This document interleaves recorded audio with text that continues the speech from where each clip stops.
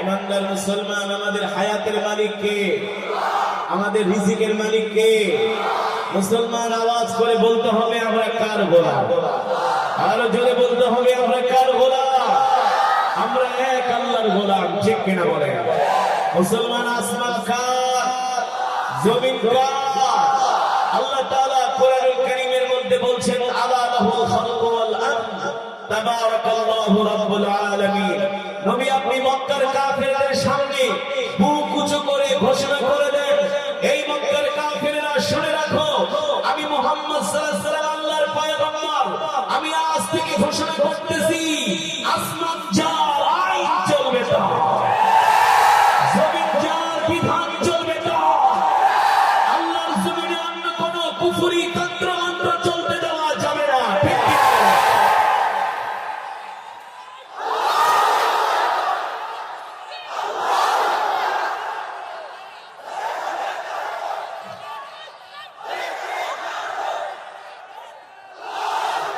মুসলমান, যে কোরআন আমি তেলাওয়াত করেছি, সারা পৃথিবীতে 250 কোটি মুসলমান আছে। 250 কোটি মুসলমানের সংবিধানের নাম হলো গোটা 30 পারা কোরআন, ঠিক কিনা বলে?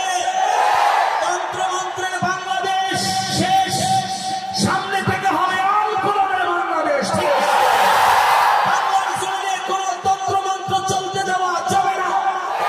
স্বাধীনতার পরে আমরা অনেক দেখেছি, সব দেখা শেষ। হবে আলেম ওলামাদের বাংলাদেশ, ঠিক কিনা বলেন?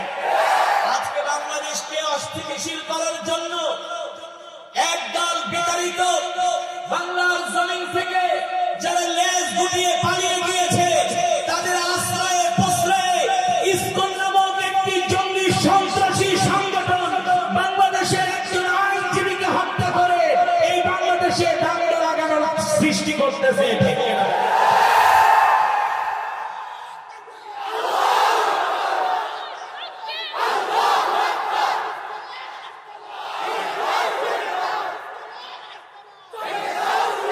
ওরা মনে করে মুসলমানরা দুর্বল হয়ে গেছে, ইসকন জানে না মুসলমানরা ধৈর্য ধরতেছে, ঠিক কিনা বলে?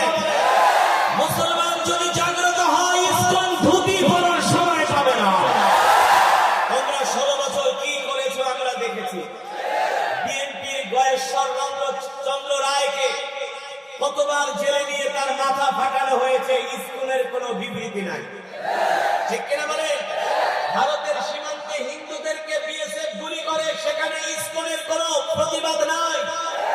আর ইসকন কেন চট্টগ্রামে ষড়যন্ত্র করছে? তারা চায় চট্টগ্রামকে বাংলাদেশ থেকে আলাদা করে দিতে। কিন্তু ইসকন জানে না যে বাংলার জাতি 71 সালে যুদ্ধ করেছে, মুক্তিযুদ্ধের মাধ্যমে বিজয় ছিনিয়ে এনেছে, পাকিস্তান হানাদার বাহিনীকে পরাজিত করেছে, ঠিক কিনা বলে? এই বাংলার জাতি 5ই আগস্ট রক্ত দিয়ে আরেকটি স্বাধীনতা অর্জন করেছে।